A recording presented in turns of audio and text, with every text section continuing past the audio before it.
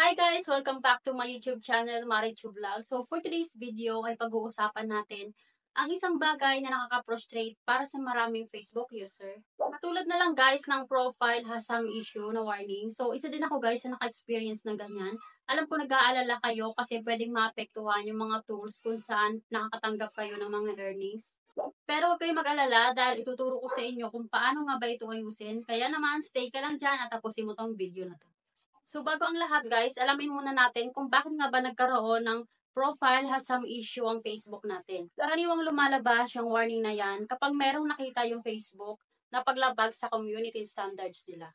So maaaring meron kang pinost na content o kaya naman nag-share post ka na hindi nagustuhan ng Facebook. O kaya naman guys, meron kang ginawang content na suspicious or activity na suspicious pero hindi naman talaga gaanong seryoso. Minsan nagiging big deal sa kanila yon.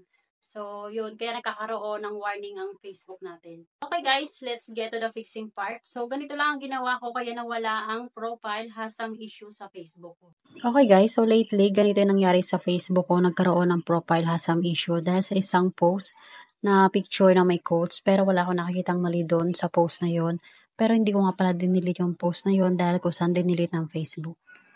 So, una nyong gawin guys, ay screenshot nyo muna kung ano yung problema sa Facebook nyo na gusto nyong maayos dahil mamaya kakailanganin natin yan. So, kung hindi mo alam guys kung saan makikita yung violation mo, so open mo lang yung Facebook mo. Tapos, i-click mo lang yung tatlong guhit na nasa taas. Dito sa baba, makikita mo yung help and support. Tapos, i-click mo yung support inbox. Tapos guys, i-click mo yung report about others. So, i-check mo kung meron kang violation dyan.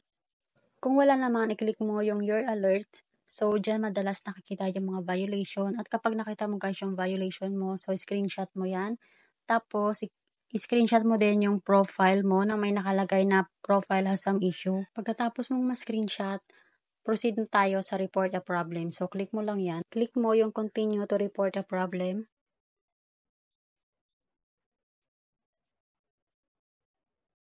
Dito, hanapin mo lang yung profile, tapos i-click mo yun.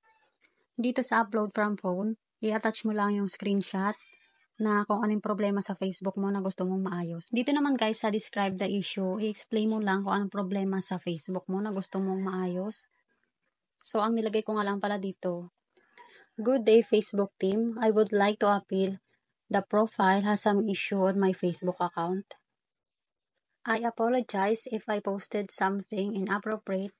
I was unaware that I violated your community standards. I promise to be more careful with my future posts. I hope you will consider my request.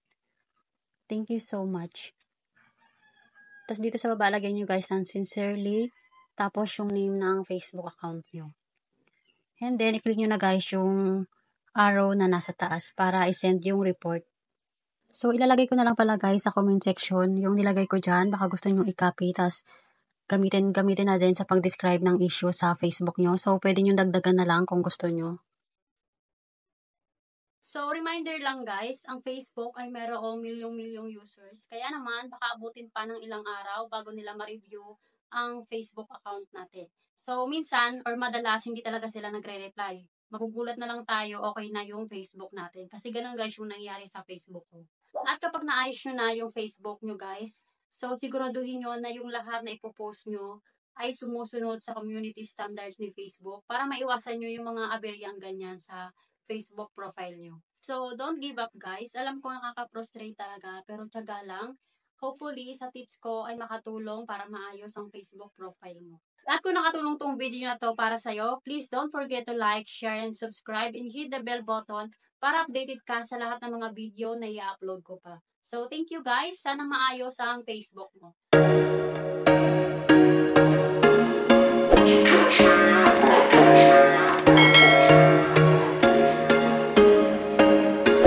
There was once